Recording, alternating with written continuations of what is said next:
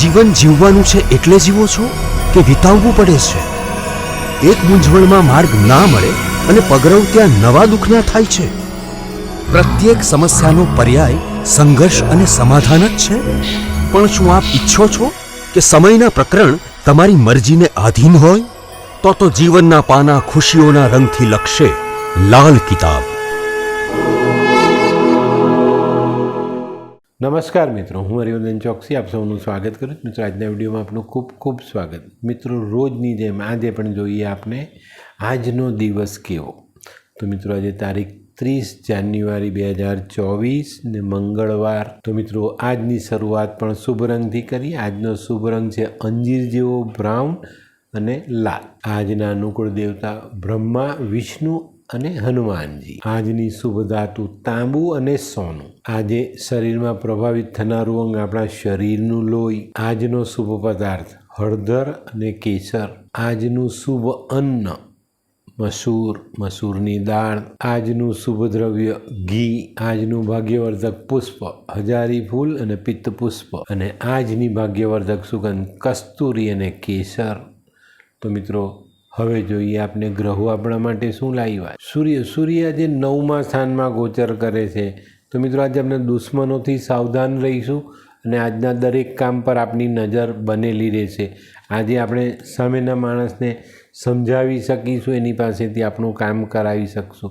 તો આજે અગત્યના કામો પર ધ્યાન આપશો તો વધુ ફાયદો થાય. સૂર્યને જલ ચડાવીને, ચપટી ગોળ ખાઈને, પાણી પીને દિવસની શરૂઆત કરો, ખૂબ સારું પરિણામ મળે. ચંદ્ર આજે પહેલા સ્થાનમાં ગોચર કરે છે. તો મિત્રો, આજનો ચંદ્ર તમને સારું પરિણામ આપી જાય. કોઈક જગ્યા પર કોઈ કામ બગડતું હોય અને આજે જો આપણે લાલ રૂમાલ રાખીને જઈએ તો આજે કામ આપણું પૂરું થાય. મન આપનો સાથ આપે અને આપણે સમાધાનકારી વલણથી આજનું કામ આપણે પૂર્ણ કરી શકીએ. મિત્રો, આજે ઘરની કોઈ પણ સ્ત્રી સાથે ઝઘડો નહીં અને આજે માતાની તબિયતનું ધ્યાન અવશ્ય રાખજો. મંગળ આજે ચોથા સ્થાનમાં ગોચર કરે છે. તો મિત્રો, આજે જીવનસાથી સાથે કોઈ પણ પ્રકારનો વાદ વિવાદ નહીં. તે સિવાય ઘરની કોઈ પણ સ્ત્રી સાથે વાદ વિવાદ ન કરવો એ આપણા ફાયદામાં રહેતું દેખાય છે. આજે આપણી સાથે રહેલી તમામ સ્ત્રીઓને આપણે ધ્યાનમાં રાખીને આજનો દિવસ વિતાવવાનો.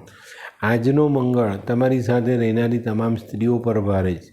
માતા, નાની, સાસુ, જનાની મતલબ આપણી દીકરી, આપણી પત્ની, બધા પર આ મંગળ ભારે પડી શકે. બુધ આજે ચોથા સ્થાનમાં ગોચર કરે છે. તો વ્યાપારની દ્રષ્ટિએ આજનો દિવસ સારો. આજે વેપારમાં ધ્યાન આપશો તો સારું પરિણામ પ્રાપ્ત થશે. અટકેલા પૈસા પાછા મેળવી શકાશે. પણ મિત્રો, આજે માનસિક સંતુલન સંભાળીને ચાલવું જરૂરી દેખાય છે.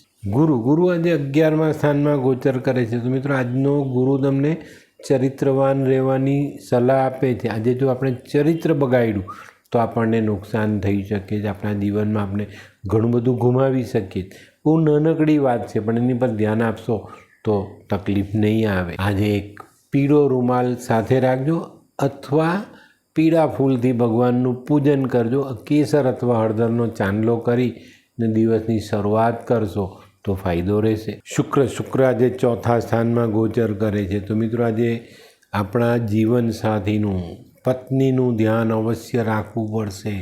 આજે પત્નીને ગર્ભાશયને લગતો, પેટને લગતો રોગ સતાવી શકે છે અને આવું કંઈ થાય તો પહેલાં ડૉક્ટરની સલાહ અવશ્ય લેજો અને ચોકસાઈ જરૂર રાખજો. આજે આપણા રોજગાર પર બી ધ્યાન આપવાની જરૂરિયાત દેખાય છે. શનિ મહારાજ આજે 5મા સ્થાનમાં ગોચર કરતા દેખાય. તો મિત્રો, આજે બ્લડ પ્રેશરની બીમારી જેમને પણ છે એ લોકોએ આજનો દિવસ સાચવવાનું, નહીં તો પ્રેશર અપડાઉન થાય ને એનાથી નુકસાન થઈ શકે છે. આજે શરીરમાં વાયુનું જે સંચાલન છે એ બગડતું દેખાય છે. તો મિત્રો, ચોકસાઈ રાખજો અને પોતાની તબિયતની કાળજી રાખજો. આવું થાય તો એક કાળા સંચરનો ટુકડો માથા પરથી ઓવારીને જમીનમાં દબાવી દેજો. રાહુ આજે 6થા સ્થાનમાં ગોચર કરે છે. તો આજે રાજકીય બાબતોમાં જોડાયેલા લોકોને ફાયદો અને સાસરી પક્ષથી આજે ફાયદો પણ મળતો દેખાય. જે લોકો રાજકારણમાં જવા માંગે ને એ લોકો માટે પણ આજનો દિવસ ખૂબ મહત્ત્વનો સાબિત થાય. મિત્રો, માં સરસ્વતીનું પૂજન જરૂરી. માના આશીર્વાદ આજે ચોક્કસ તમને સફળતા અપાવે. કેતુ આજે બીજા સ્થાનમાં ગોચર કરે છે.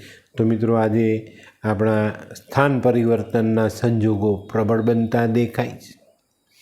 ધનની બાબતમાં થોડું ટેન્શન થાય. કુટુંબમાં કંઈક નાનો મોટો તણાવ ઊભો થવાની શક્યતાઓ છે. આજે જુગાર, લોટરી, સટ્ટો, અચાનક પૈસા મળે એવા કામોથી દૂર રહેવું જરૂરી છે.